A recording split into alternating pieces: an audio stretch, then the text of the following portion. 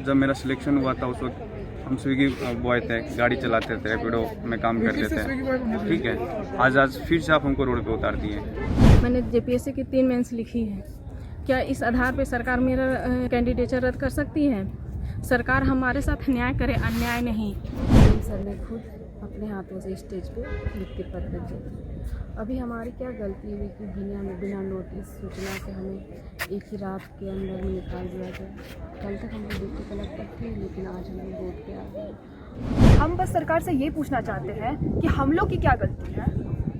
Agency हम लोग higher नहीं किए, एग्ज़ाम हम लोग कंडक्ट नहीं करवाए। भाई हम लोग स्टूडेंट हैं, हम लोग का काम है पढ़ाई करना, एग्ज़ाम कंडक्ट करवाना नहीं। उसमें सीएम से खुद ही हमको ट्वीट किए थे कि ऐसे बच्चों का सिलेक्शन हुआ है, जो मतलब एक इतना फेयर तरीके से किया गया है कि एक गाड़ी चलाने वाला स्विगी बॉय का सिलेक्शन हुआ है, इस तरह से ट्वीट किए हुए थे। आप लोग एग्ज़ाम में रिफॉर्म्स लाइए ना। अभी तक 22 एग्ज़ाम को कैंसिल कर दिए हैं, बस यही चलता रहेगा। आगे का काम आगे का कौन करेगा? सरकार का काम है रणनीति लाना, उसको फॉलो करना, वो हो नहीं रहा है।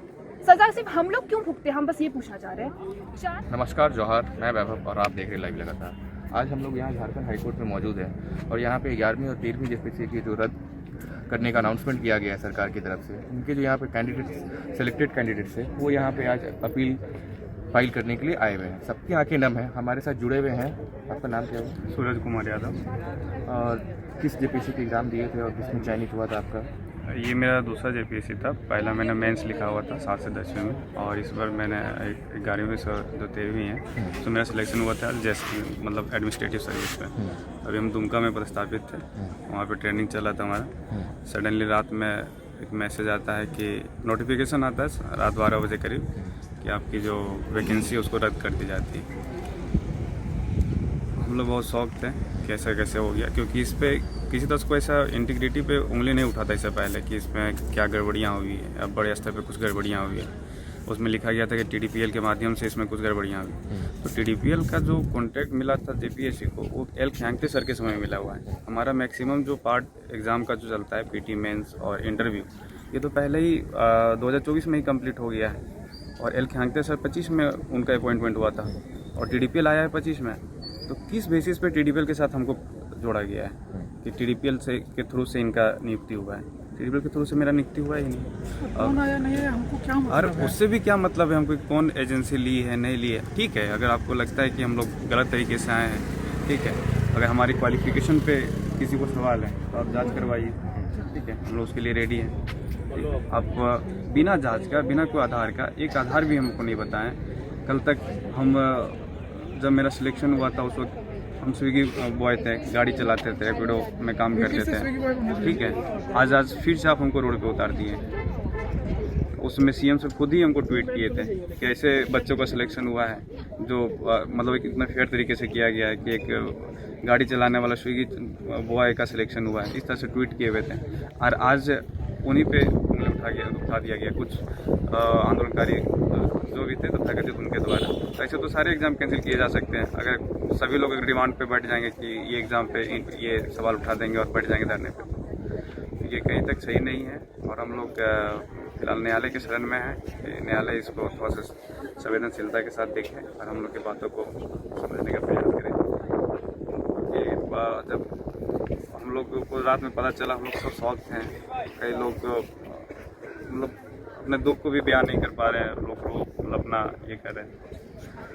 इस पर सोचना चाहिए सरकार को भी, और हम लोग न्यायालय के शरण में फिलहाल हैं। न्यायालय देखिए क्या डिसीजन लेती है। और भी बाकी लोग बैठे हुए हैं और इनसे हम जानते हैं कि इन्होंने जेपीएससी की तैयारी की थी, एग्ज़ाम से लेकर के इन्हें सिलेक्शन हुआ था और इन परिस्थितियों से गुजर के उनकी तैयारियाँ की थी। आपका नाम क्या हुआ? मेरा नाम साहित्य कुमारी है। मैंने 10 साल तक तैयारी की है, जिसमें यूपीएससी की भी मैंने तैयारी की है, बीपीएससी की, यूपीपीसीएस की और जेपीएससी की। मैंने जेपीएससी की 3 मेंस लिखी है। क्या इस आधार पे सरकार मेरा कैंडिडेचर रद्द कर सकती है? सरकार हमारे साथ न्याय करे, अन्याय नहीं। क्योंकि जो भी सेलेक्ट होते हैं वो कुछ लोग ही होते हैं। तो क्या अगर हम भीड़ में नहीं जा रहे हैं, हम भूख हड़ताल नहीं कर रहे हैं, तो क्या सरकार हमारा एग्ज़ाम रद्द कर देगी? और जो भीड़ में है, जो फेल हुए हैं, उनका वो बात मानेंगी?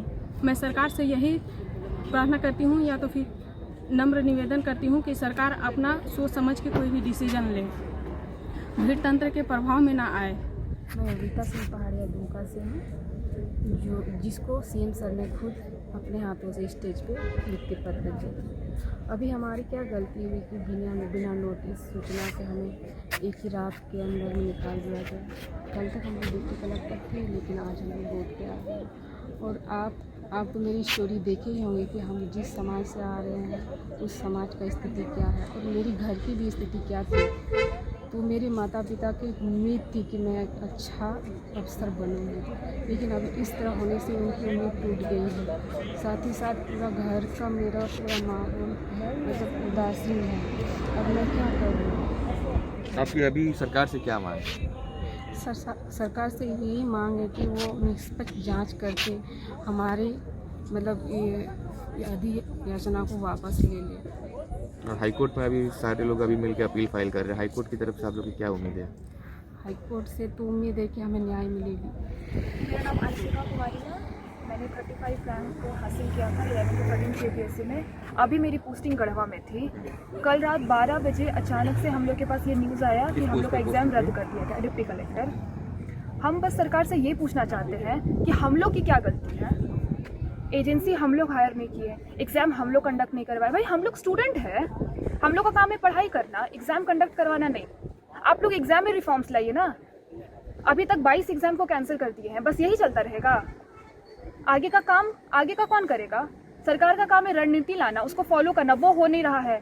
सजा सिर्फ हम लोग क्यों भुगते हैं, हम बस ये पूछना चाह रहे हैं। 4-5 साल से हम लोग रगड़ रहे हैं। सरकार तो अभी रिफॉर्मेशन की बात कर रही है और एक टीम भी सिर्फ बात हो रहा है ना, दिख कहाँ रहा है रिजल्ट?